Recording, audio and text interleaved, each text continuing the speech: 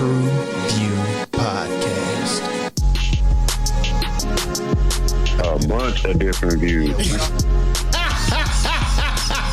The boys keep it real, man. I really like listening to them, man. They funny. Yeah. Son, you know what I'm saying? They really speak their truth. The hell was that? You're.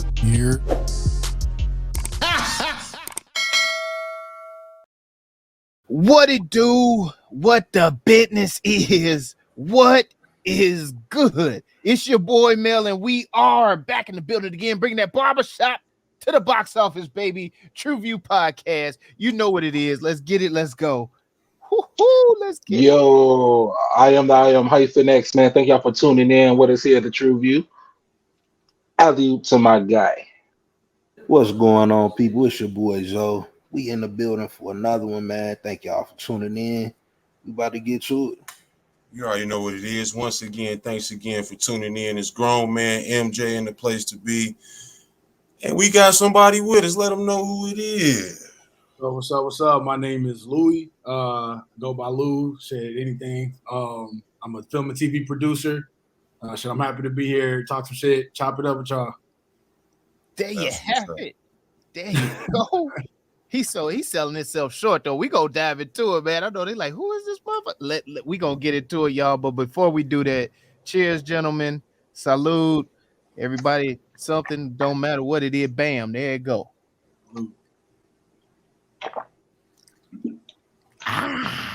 Yes.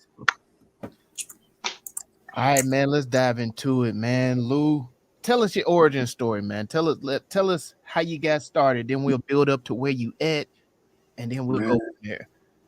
That it actually it was a pivot in a sense. I started out in music. I kind of grew up singing and writing music and shit like that. So okay.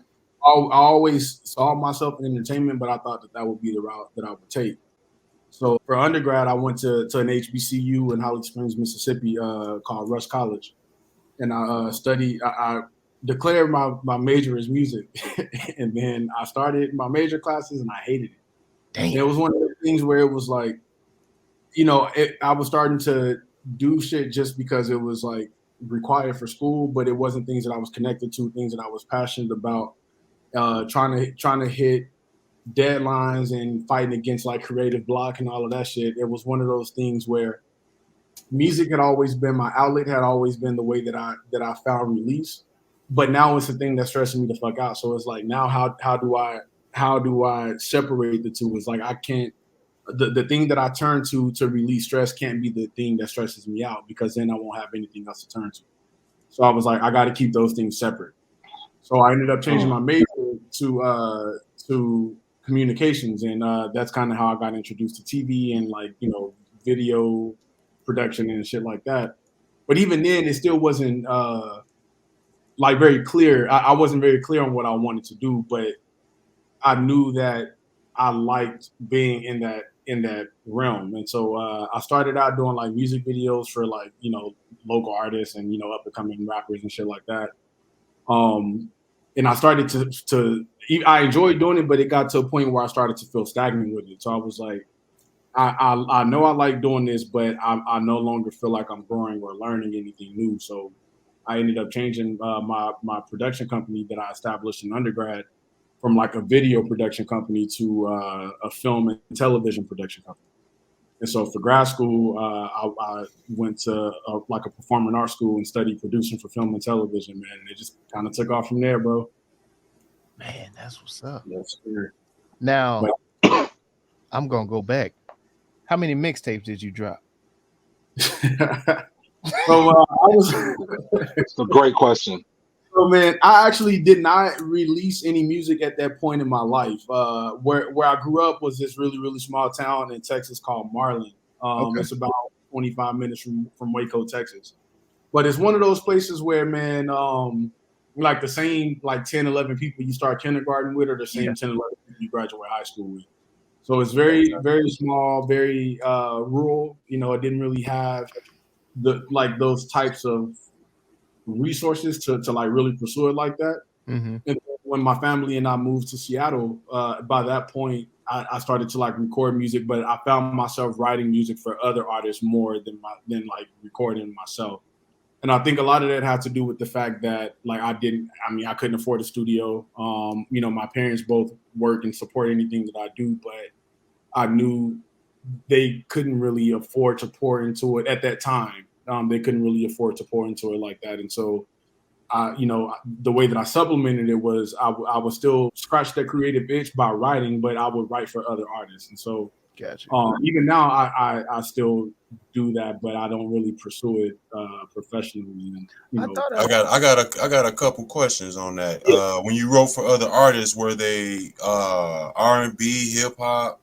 Mostly R&B. Okay. I'm a singer more than I am like a rapper, like a hip hop artist. But I think that was part of the challenge as well, is just trying to find that versatility and trying to find ways to extend myself beyond what I knew. And so I definitely like the challenge of writing raps and shit, even though I wasn't a rapper or this type of artist. But yeah, man, that was kind of the route for that. So go ahead, man. Go ahead, man. I got a couple more music questions. Oh no, you better do that. I'm finna change the trajectory. Go ahead. Okay. Yeah. I was gonna say, being able to do that, right, for other artists, and also having, an artistic pen in music, is that same pen used in your writing for your movies or in films, or is it a different pen?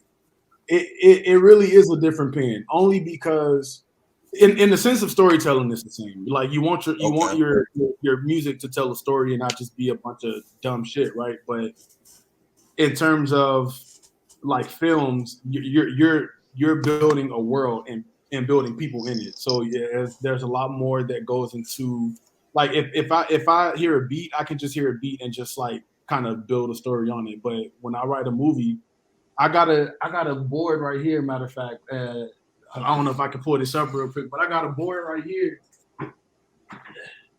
where you just see this is a movie that I'm currently writing, and you just kind of see all of the plot points and shit like that. So it's a little storyboard. Yeah, storyboard and shit. Just getting out those story beats and making sure that we're hitting important moments when they're supposed to happen in the film. And so it's a little bit different of a process in terms of how it's created. But in the sense of I want any art piece that I put out to tell the story, it aligns exactly the same, man. Okay. Yeah. I got a question. Yes. What R&B group or artist would you compare your directing style to? Okay. Ooh, that's a good one. That's a dope question. Yeah. You know what, man? Damn, that's a good one. I never even really thought about that before, man. I know you haven't, but I'm forcing you to answer. Yeah. I would probably have to say, to my directing style, I would probably have to say, that's a good one. Yeah, I'm stuck, bro. I'm stuck because of the way that I direct is like I'm very particular about like little details and shit. So when I think about like R&B artists, I would probably have to say Usher, in a sense to where like I feel like he's an artist that allows himself to grow in his work, and he's an artist that allows his vulnerabilities to show, like even with Confessions, just kind of telling his story and his flaws and not trying to paint this perfect picture. But also being very intentional about his wording and the way that he puts, releases his music and the way that he puts details into his music videos and shit like that. I think I would probably say is the way that I work as well. I don't try to be a perfectionist. I allow things to reflect the times and how I feel in that time. But I do that intentionally. I try to make sure that it reflects exactly how I'm feeling, and sometimes it might not be perfect, and just allowing that to reflect. And then that way, when I'm out of that time, or when I'm out of that moment, out of that period, I'm able to look back on it and reflect, and it's a perfect representation of who I was at that time versus who I am now. You know, even when I look at some of my earlier films and some of my earlier work, it's like, damn, bro, I really thought that was it at that time, but that is what it was, you know, but I'm just not there no more. I've outgrown it. And so now when I look back on it, I'm like, damn, this is trash. But it's like, it's not trash. That's just that's where you were in that moment. That's what the time, that's the time in that moment. So it's really allowing myself to just kind of exist in that space right there. That's what's up. I thought you was gonna say because you roll on set, you be like,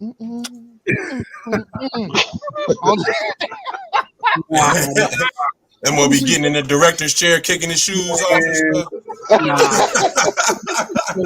be feeling big time. I'll be feeling big time, man. Now, I was gonna ask, so with you switching your major like that, and how did mom and dad take that?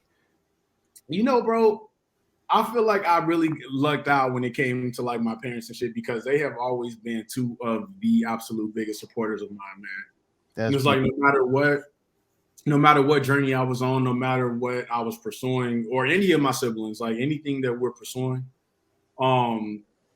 they really just pour into us, man, as much as they possibly can. And like I said, when I was growing up, now it's a little bit of a different situation. Like they sat down, but when I was growing up, they didn't necessarily have all of the financial resources, and so they made up for it with the love and the moral support, and trying to put us in as many positions as we could possibly be in to make shit happen.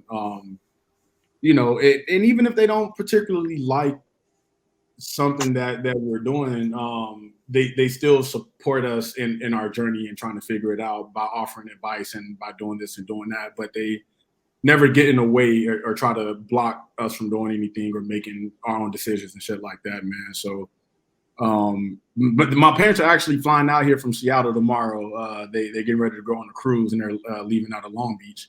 And so I'm gonna get to kick it with them for a few hours. But yeah, man, they've always been my biggest supporters, man. Even to this day. How many brothers and sisters do you have? There are 7 of us total, and I'm right in the middle. 7, so okay.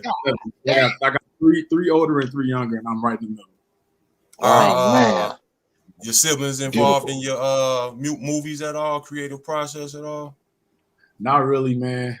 Everybody, and I think that's why our relationship is as strong as it is, because everybody has their own wave and we all support each other's ventures. And so I have my sister, who's closest to me in age.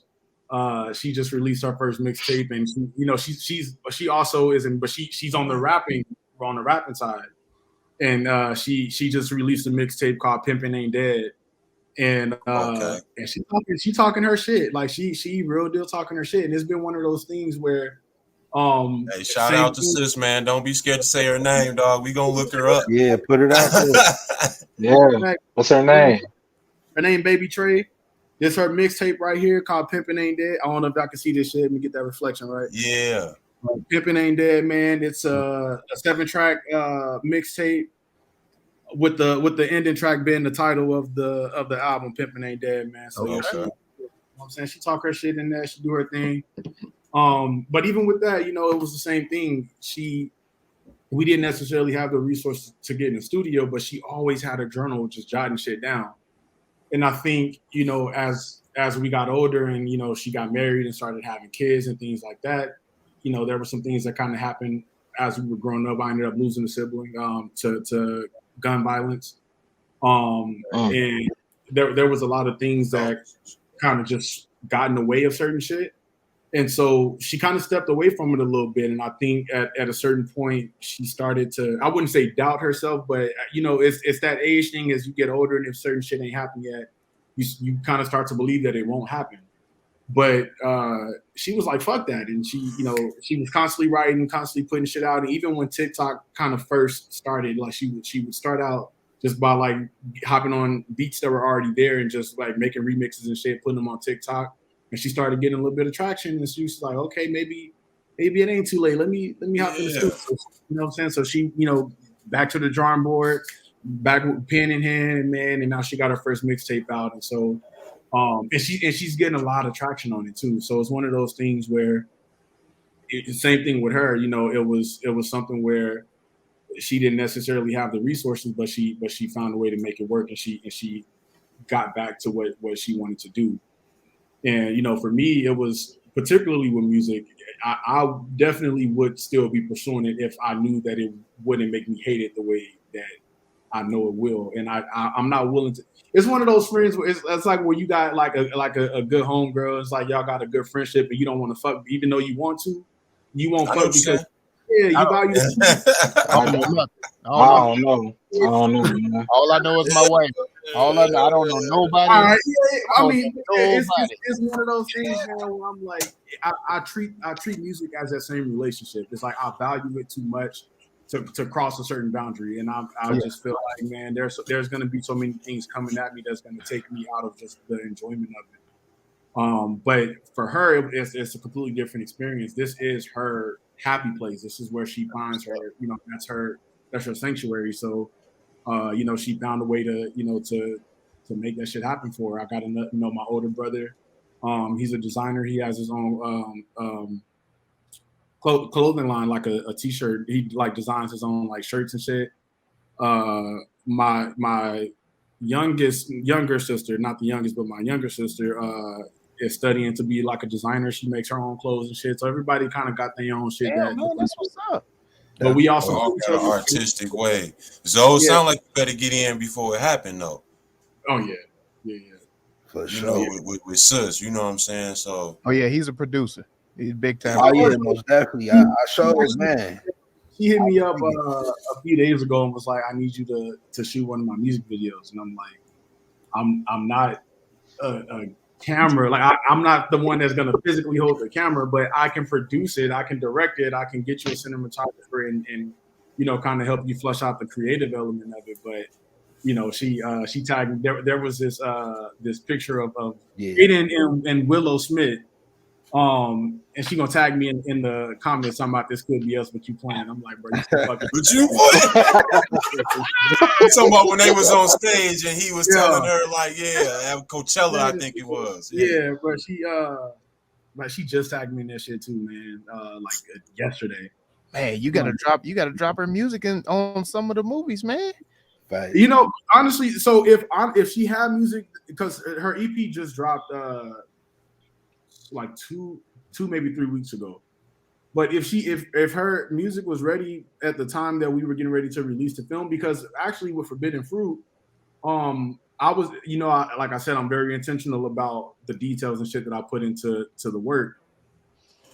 For this film, I wanted to work with nothing but independent artists, and so every artist that was that's in the movie is like an indie artist, except for one. But even then, he's one of my best friends, and so my homie just listen. He signed to Mace, and so we use some of his music in the film. But every other artist that's in there is friends that I knew from like college or growing up, and I'm just like, yo, I got this movie coming out. It could be a great opportunity, and people just started submitting shit. But I was like, if I'm being placed in a position to bring myself up, I'm not gonna go and blast music of niggas that's already out and popping. It's like I want to bring people up with me. So it was one of those things where it was a no-brainer. Like it was a no-brainer. But like I said, at that particular time, she didn't have the EP done, and so with our next project, we're currently the one that I just showed you guys on the board.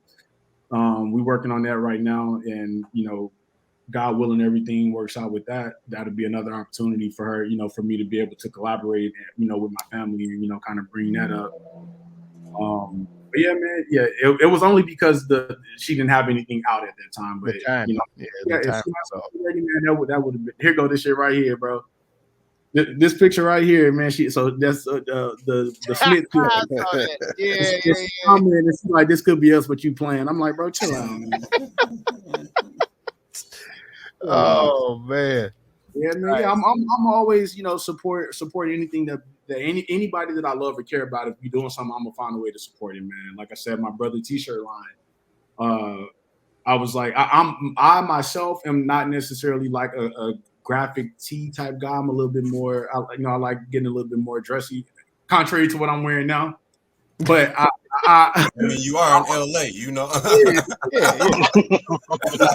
But you know, I tend I tend to be a little bit more like dressed up than like graphic tees and shit like that. And so, but I still got to support my brother. So what I did was purchase 20 shirts from him and allowed him to give them away as like a contest so that he can promote his social media pages. So you got 20 shirts that you paid for.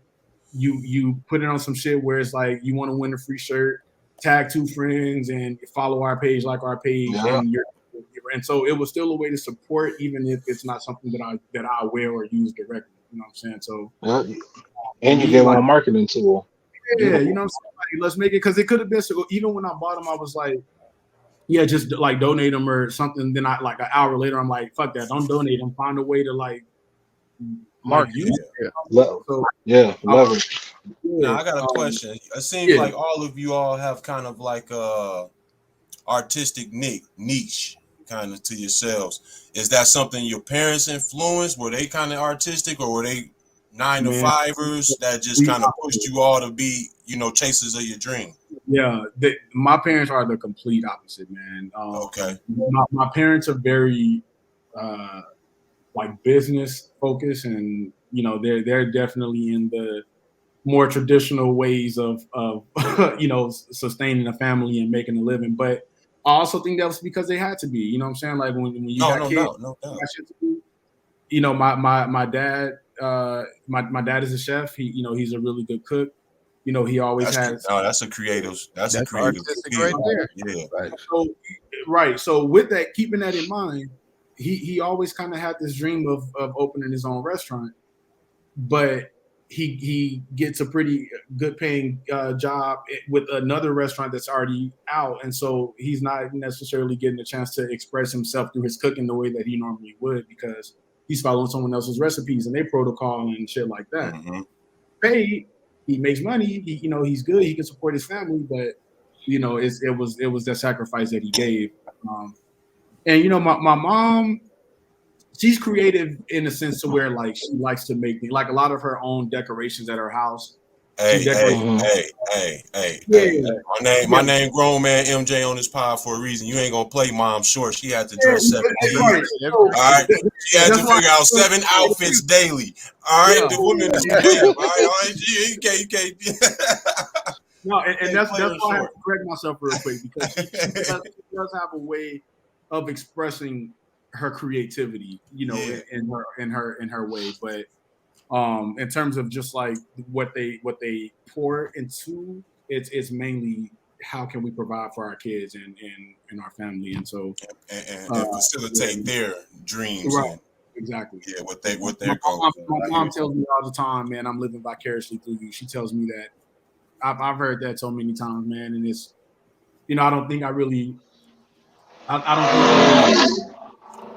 paid attention to what that meant until I paid attention to the amount of sacrifice that they gave for us to be able to pursue it. And so, yeah, man, they definitely poured as much as they, or at least from my perspective. I can't speak for my other siblings. I feel like everybody got their own, you know, interpretation of what it was. But for me, we all know the middle child got the juice, dog. No? Yeah.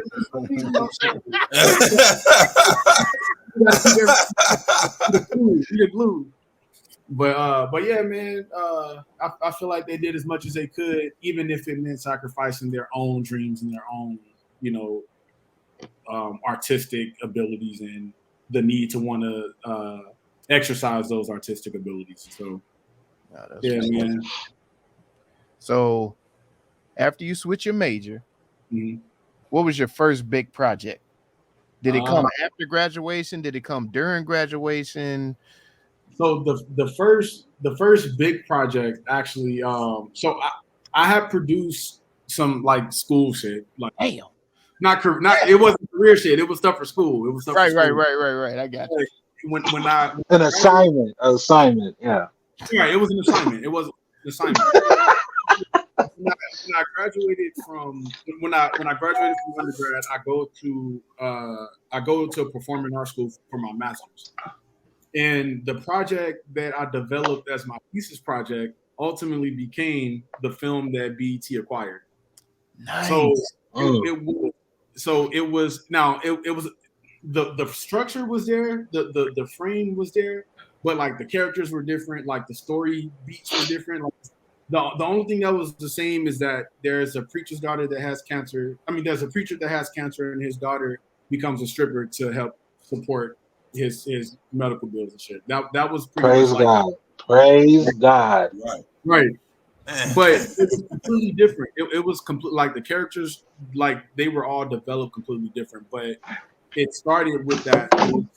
And I had to, as part of my pieces, I had to shoot like a proof of concept trailer as part of the overall project. So that was one element of the entire project.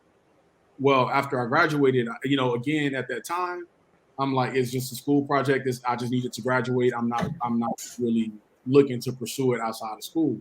So after I graduated, I posted the proof of concept trailer on my old Facebook page, and it went viral. And I was like, all right, well, shit, maybe I should, like, what I'm saying, go back to the drawing board, flush it out a little bit more, and really get it to something, palatable. And so I ended up deleting the trailer and was like, okay, maybe I should, pursue it. So I kind of pour into that for about another year or so.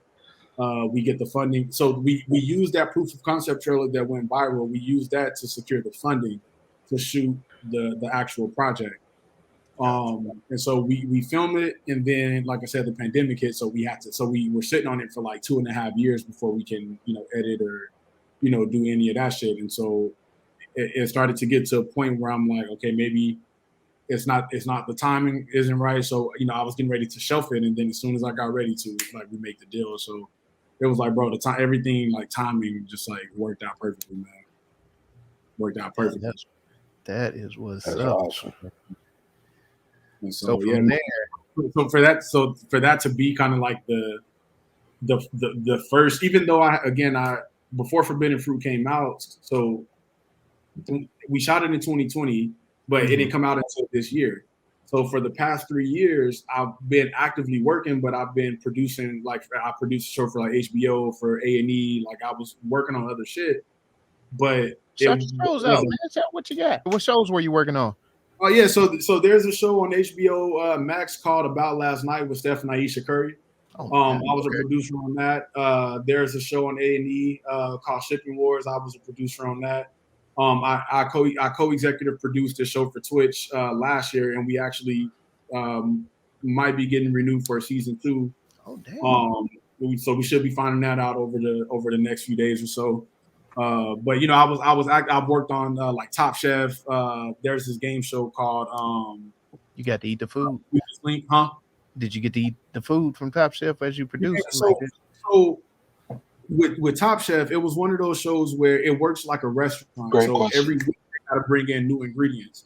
So whenever they bring in fresh ingredients, all of the shit that's in the fridge, they was just letting us take home. So every week, bro, I'm coming home with fillets and T-bone steaks, king salad, big ass salmon, bro. They was loading us business. Man. And even when we wrapped, like the production staff ended up ordering too many like gadgets and shit. So like they was giving us like air fryers and like kitchen. Bro, it was crazy, man. Crazy. I would have been in there like, y'all ain't shitting on my dad though. My dad fuck y'all up in here. Man. So we couldn't eat any of the food that was prepared for the show itself. Right. But production paid for a caterer for us, for the crew, and then we also got to take ingredients home every week. And so, man, they were Oh man, That's I'm so happy. I'm so happy you brought this up. I've heard nothing but wonderful tales about the catering on these sites. Can you please just tell me what was like the best spread that you had versus the worst spread? Boy, you brought up food. That man got happy. So the best. I worked on this show for Facebook Watch, and it was with Taraji P. Henson. I think this was actually my favorite show in general, outside of my own shit. But with the food specifically, Taraji would have her. So the show was called Peace of Mind by Taraji. It was a show for Facebook Watch that focused on like mental health in the Black community. Okay. Like that. Well, Taraji had her own private chef. Her name was Monday. She would come to set every day, and I don't quite know how this happened, but like Monday and I was like vibing. Not only like, but she was just cool. Like she was cool as fuck. So anytime she would cook for Taraji, she would throw some extra shit on the grill, bro, or whatever she was cooking. She would make sure I had some, man. And so I wasn't even eating the shit that like production was bringing in. I was eating the shit that Taraji's. Yeah, boy. Best food in the fucking world, bro. Yeah, so her shit was good. I think my least favorite, I would probably have to say this most. Damn, fuck. It's the food. It wasn't the job. Way back in the day. It's the food, not the job. I'm gonna start by saying it's the food, not the job. I would probably have to say this last show that I co-executive produced for Twitch that might be getting picked up for season 2. But that's only because it was a show that toured, it traveled, and so we weren't at like that. We were in a new city like every day, and so every day we eating at a new restaurant, and you know every restaurant don't have good food, and so it was a show that traveled, and so because it traveled, we didn't have like a catering team. We were just eating at whatever restaurant was near our hotel. And sometimes, you know, that became a little bit repetitive, or sometimes the food just wasn't good, or by the time it made it to the hotel, it was cold, or it just wasn't. Yeah, no control. Yeah. Right. And so it was one of those things where, actually, I'm gonna take that back. The project before that, I was working in the Hamptons. I was working in New York in the Hamptons. We're out there for 2 months. 2 months. And every single day we ate at the same restaurant for the entire 2 months we were there. It's this restaurant called DeMarc's Cafe. And it was Did it start off fire? No, it was never good. Damn. It was never good. Damn. And what was frustrating about it was when I first got there, the production company that I was working for, their higher ups were like hyping that restaurant up. They were like, "Oh yeah, DeMarc's is amazing. Like we have a great relationship." They had a business account over there. Yeah. You have a great relationship with them. Food is straight trash, man. So it was one of those things where, like, when like even like basic shit like hamburgers, bro, just weren't good, bro. It's like they didn't have like the patties that it was like the patties that you like, the frozen patties that you get, and when you cook them, they still like those thick ass patties, you know. Like it just it wasn't good, no, it's like no effort, zero effort at all, bro. The only thing that was like good was like the French fries, bro. Like that was really the only thing that was. Damn. Yeah, man. For That's Bitten deep. Fruit wasn't necessarily something that was intentional from the start. It became intentional with the viral moment. Essentially, yeah. It was intentional. It was intentional in the sense of like I got to get it done for school, but I had at that time I had no plans on pursuing it outside of school. For me it was another school project, and I knew that it was a good story, but I think at that particular time, like I'm fresh out of grad school. I don't really have, at this time, I don't have credits under my belt. And so there was a lot of like self-doubt a little bit. And so I was like, I don't know if this is the one that I want to like launch my career. You know what I'm saying? So it was. I'm listening to that, but I'm hearing like, yo, like, I wasn't even coming all the way with this one. I'm finna come, you know what I'm saying? I'm finna come hard with my next piece. Right. Yeah. Right. That's kind of helping build anticipation for me to see the next joint too. Yeah. And so it was definitely one of those things where I'm like, when I saw how people were responding to it, then I was like, okay, well, maybe I'm not as far off the mark as I thought I was going to be. And so I think that's what it was. I don't know if it was me not wanting to do it. It was me not having the confidence in myself that it would be received well. And because of that, I didn't want to put myself in that vulnerable spot. And so it was when I realized that people was like, oh shit, is this real? Like, when is this coming out, or what network? I was like, okay, so maybe we do got something. Maybe. So yeah, once I had that confidence, I was like, oh yeah, we finna go good. We finna go up with this one. Oh yeah, man. That's what's up, man. And that was the first question I asked you when we first hopped on here. I was like, man, how you like what? You gonna leave us Yeah. with a cliffhanger? And it was only an hour. You could have gave me 15 more minutes or something, man. Like, come on, bro. It was an hour 15. What's crazy is if we had kept everything that we wrote, it would have been damn near 2 hours. But the thing is, when we edited into a feature, it didn't work the same way as a show. So there were some scenes that we had to cut out to make it flow as a movie. And so there was about a good like 20 to 25% of scenes that were cut out from what was originally written. Okay. So, and then even, No, I was saying, I know originally you were saying it was you were looking for it to hit Quibi. Yeah. So we developed it as a digital series, and I think the reason why, you know, I was excited about doing it that way was because typically when you think of like short series or like mini series, you kind of think of like low budget, low quality, or like student film or you don't really take it seriously, right? So when you have a platform that has quality level, like Netflix quality work, but that's designed to be watched in like 10 to 15 minutes, I was like, yo, this is something that has never really been explored before. And I think it'll be a good way to shed new light on like what short form content can be. It's not always going to look low budget. It's not always going to look low quality.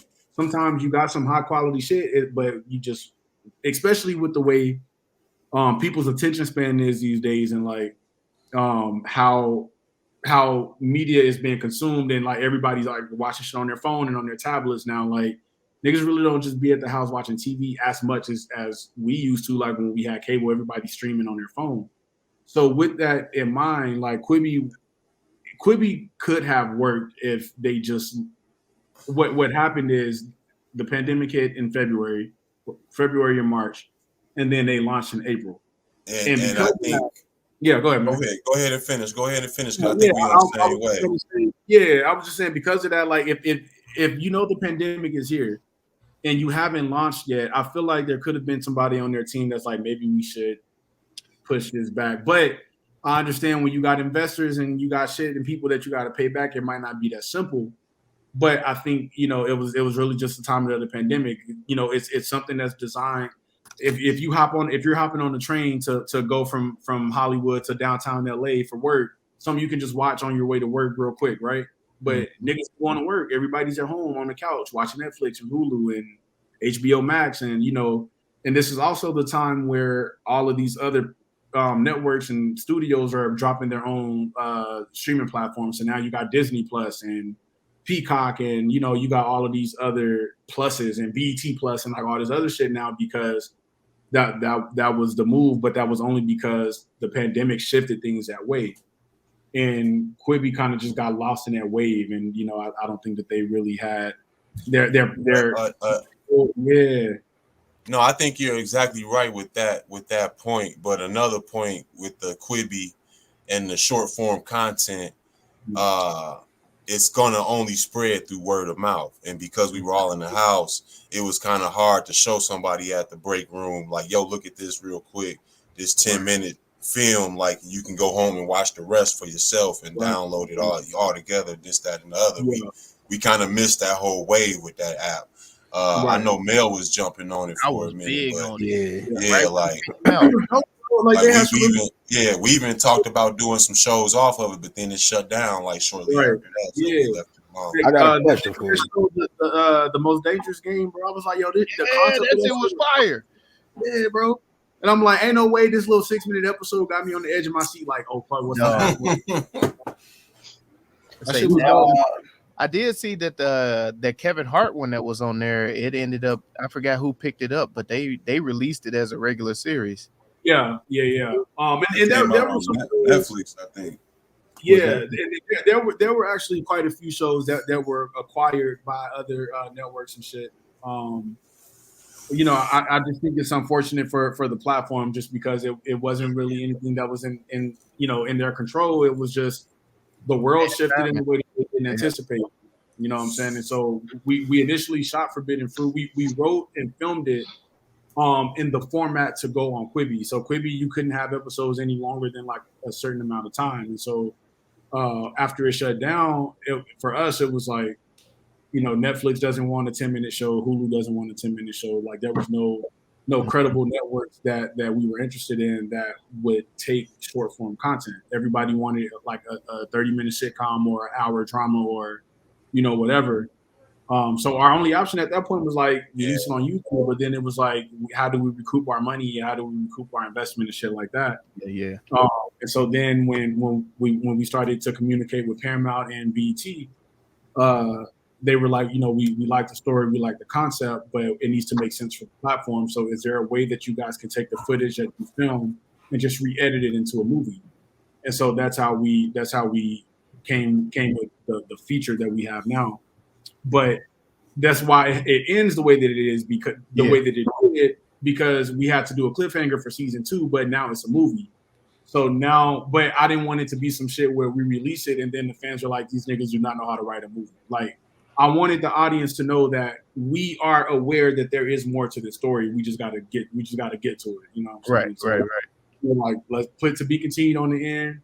Let's make it happen. And so, yeah, man, that's how we came up with Forbidden Fruit the movie instead of the show. Nah, that's what's up. I'm definitely looking forward to that, man. And I'm really excited about part 2, man, because I don't want to give away any spoilers for people who hadn't watched it yet. But there are so many. I mean, as you know, there are so many things that we gotta answer and explore, even from the pastor's background and his past and his connection to the club and all of that shit. And so the mom, the preacher's daughter's mom, she thinks that her mom died in a car crash, but she still doesn't know how her mom really died and who was involved in it. And it's just a lot of shit. He still doesn't know his daughter danced there. Nobody knows that this nigga got shot except the pastor, so she still doesn't know. The family still doesn't know. It's just a lot of shit that we got to unpack, man. And I'm excited to get to work on that one, man. So that's what's up, man. I said, everybody was lying to everybody in that damn house. Whole time. Shit crazy. Yeah, he kind of answered. I was gonna ask you, can you kind of elaborate how COVID kind of touched, in the creative realm? What did you have to do to kind of adjust? It was tough, man.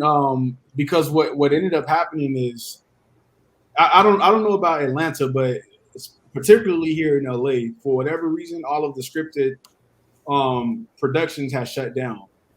But all of the unscripted shit, for whatever reason, was still in production. Like, so for me, it was like, you either got to sit at home and not do nothing, or you got to still find a way to move and navigate inside the industry.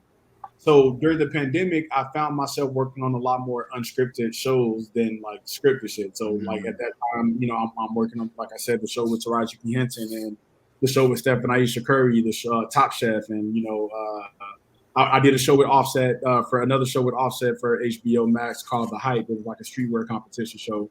Okay. I worked on that, and so I found myself in the unscripted space a lot more, but it's because that's where the work was at the time. And so now that, but also that kind of worked in my benefit, because what it ultimately ended up doing was just making me a more rounded producer. Now instead of just having experience in scripted, I now have experience in unscripted, and even within unscripted, I have talk show, I have variety show, I have competition show, I have traveling show, I have all of these different types of formats under my belt now. And so even though it seemed unfortunate in that moment, ultimately it really kind of boosted my resume a little bit, because it shows I can step into a different field, like different areas within the job, and do them all just as well, and if not better. So it was yeah, man. And it also just kind of showed me my abilities to like prove some shit to myself. Like, I think stepping into it. That part. Yeah, I definitely had like a lot of what we call imposter syndrome. Like, why me? Why am I here? I'm not qualified enough. But it's like, nigga, you just showed yourself. You keep showing yourself that you are. Why do you keep going against it? And so, like, believe it. Yeah. Believe it. Yeah. BET just picked up your assignment, my guy. My thesis project. Yeah. Some shit that I created when I was 20 22, 23 years old, bro. Like word. now has global distribution, bro. Like that is I'm still not used to like going on Twitter and seeing people talking about it. People I've never met, people who don't even know I exist, talking about some shit that I created when I was like 23, bro. Like it's man, it's crazy. That's what's up. Now, Oh, what a fun. you might be able to help with this because we bring it up on the show all the time. In writing, is there a box check? Like, is there certain things that have to be essentially there? And even with that, I think that there's more and more projects that so there's this kind of rule that a lot of screenwriters use, and it's just like a basic 3-act structure. And so you kind of want by a certain page number, you have to hit your inciting incident. So by the way that typically, not always, but the way that films are like measured is like a minute per page. So if you have a 120 page script, it's gonna be a 2-hour movie. If you got a 60 page script, it's gonna be an hour movie, so on and so forth. So by page like 37 or so within the first like 35 to 37 minutes, you want your inciting incident to happen. And that inciting incident is the thing that sends your protagonist on their journey. okay? And so, whatever movie it is, it's like something happens. This is their everyday life. Something happens that sends them on this journey, right? And then the second, so after that inciting incident happens, their journey starts. That's the start of the second act.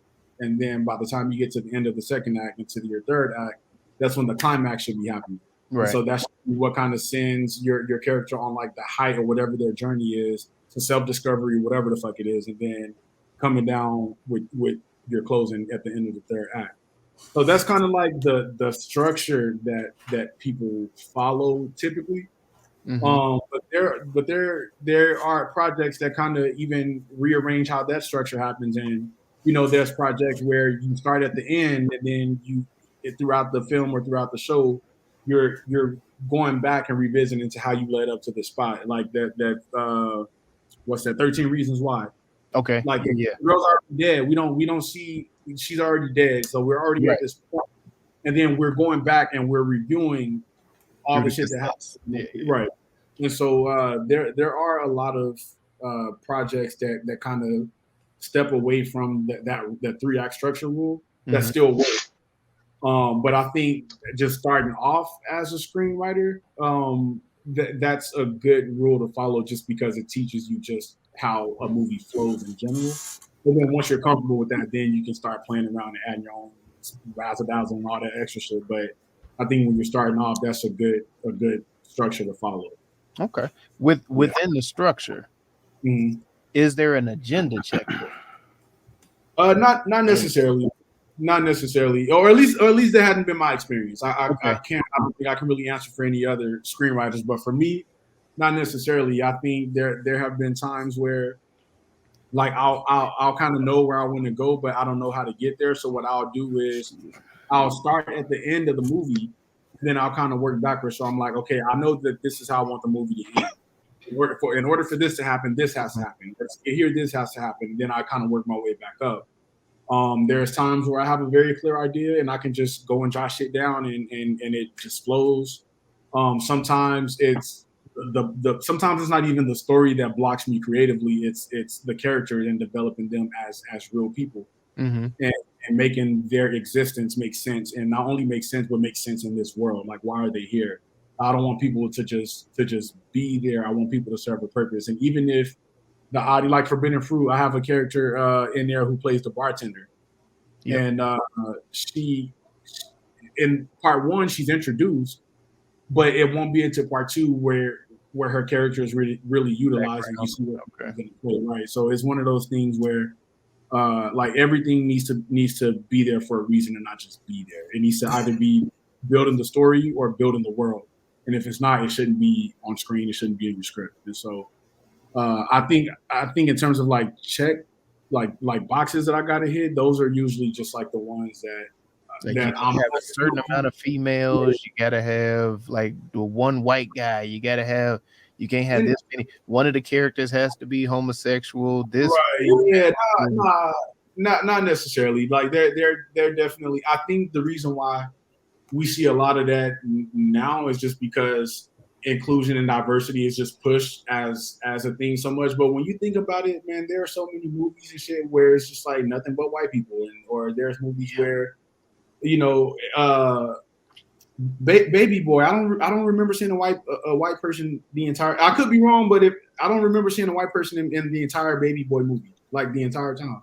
I think it was an extra, but he was walking. Yeah, like walking in the background, some shit. But in terms of niggas on camera talking with lines and shit, but that's because this is the experience of the people that it's from their perspective, and these are the people that are around them. When you look at film, you know, there's just certain films or certain projects where it is shot in like a certain region, and so it makes sense to have these people there. I think, you know, just in media and like in film, especially like American films now, just because like inclusion is such a big thing now and such a big cause.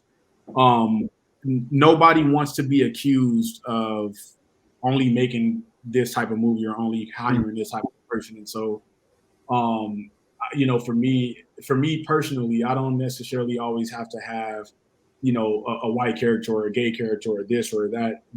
You know, if it makes but there are also some roles where it doesn't, like there's a role that can be played by a guy or a girl or a man, like any race. It doesn't, like some roles it needs to be a man, some roles it needs to be a female, but some roles it's like they're just kind of like a supporting character, so it can be played by anybody.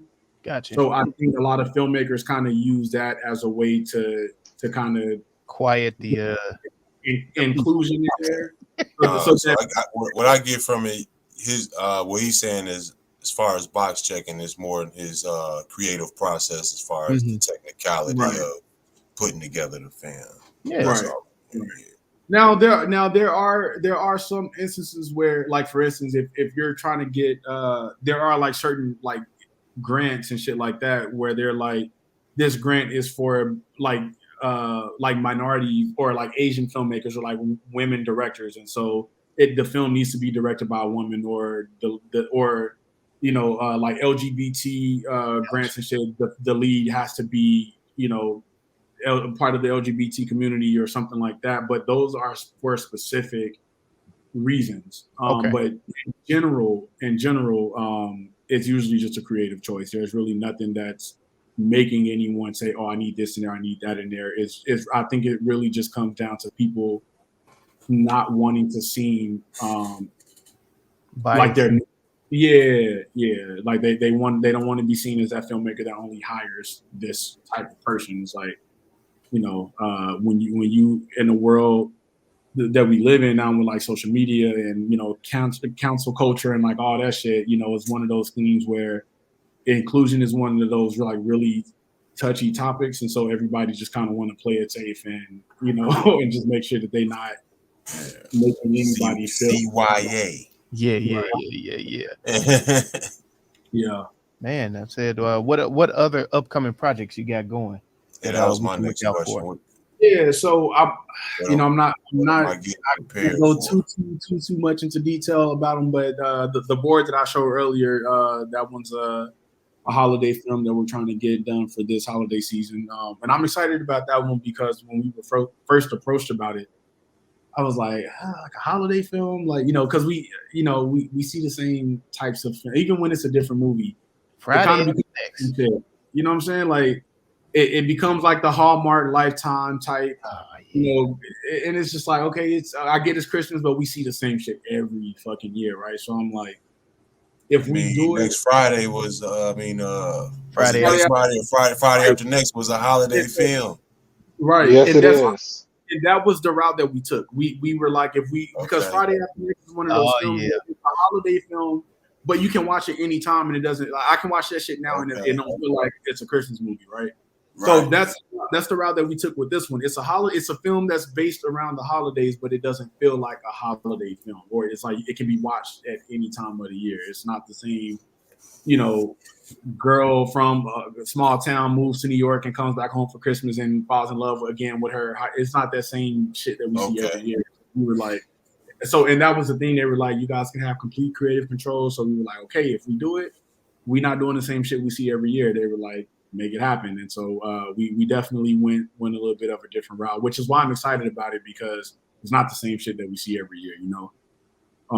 And then I'm also working on this one is more of a passion project for me, but I'm working on another series with two of my friends so I'm an EP on the show, and my other EPs, my friend Melissa and Tone. We all graduated from HBCUs, and so the show focuses on this child prodigy who's attending an HBCU, but it's kind of like getting in touch with her ancestors and like her spiritual side, and using that as like a superpower. And so I'm excited about that one, just because we're able to not only highlight, you know, Black culture, but we're also able to highlight HBCUs and their culture as well. And I think, you know, when you talk about like ancestors and like allowing your ancestors to be like your guiding light, shit like that, and niggas are like, oh, witchcraft, and it's like, it's like, yeah, you know, it's like, I think it's been given such a negative, like, I don't know, man. I feel like it's not praised as much as it should be. And I think this show kind of challenges that, and so I'm excited to be a part of that for sure. God damn, you hyped that one up good, dog. I'm looking forward to that shit. I'm really excited about that one. We've already started pitching that one, and you know, getting some good feedback on it. And so, you know, we kind of are at those like final stages of development, and we'll be moving into pre-pro soon. So I'm pretty excited for that one as well. Man. Congratulations. Man, most definitely congrats. Y'all already know how we fucking get down here at the True View Podcast, man. Y'all know what the fuck we always say.